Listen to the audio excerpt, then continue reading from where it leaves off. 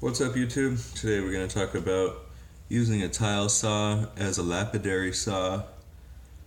And it's pretty much what happened to me. I got pitched a tile saw instead of a lapidary saw from a rock shop.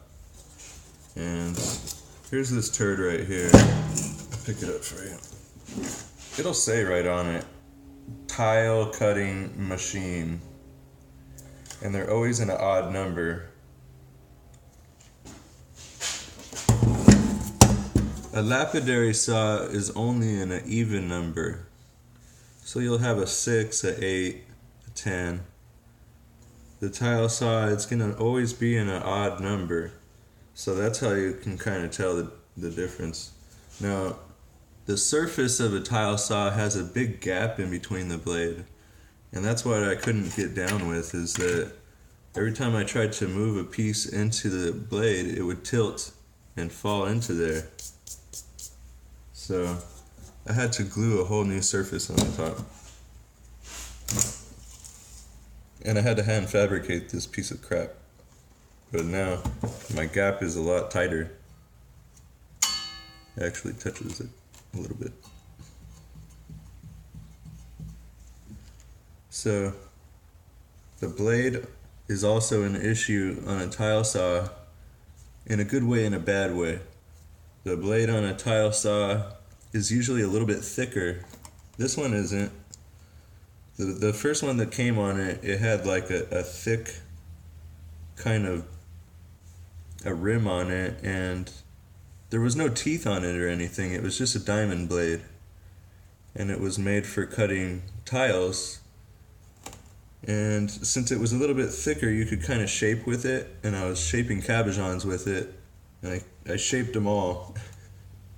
And then I wore out the blade, because you'll run out of blade on either one side or the other when you're shaping with a tile saw blade, and that's why it's not really used for that. It's just for straight cuts. You can't just start doing radiuses with it.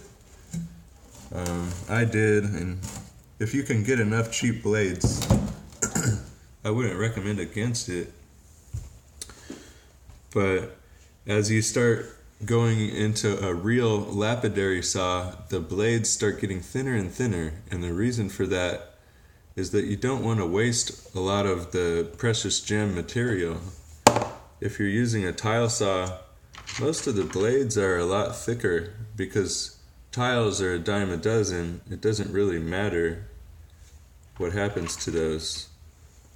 Now, if you're going to cut a piece of rough with this tile saw, like a chunk, and you just wanted to start working it, the motor isn't really that strong. It says it's a 3/5 horsepower motor. It just stalls right up like it's really annoying. So I kind of got conned into this piece of crap here. I paid like $80, and then I was just mad disappointed with it. So if you want to buy a real lapidary saw, the only thing against it is that, the blades are thinner, but you have to buy them from like a real rock shop. You can't go down to Home Depot and buy this rigid blade. And the other thing about it is the blades are starting to get thinner and thinner for tile saws. So if you can get a bunch of thin blades for your tile saw cheaper, it's still not going to be as nice as a real lapidary blade. But at the same time, if you're just cutting like agates and you want to waste a real nice lapidary blade on that, you might be going overkill, and that's all we're doing here.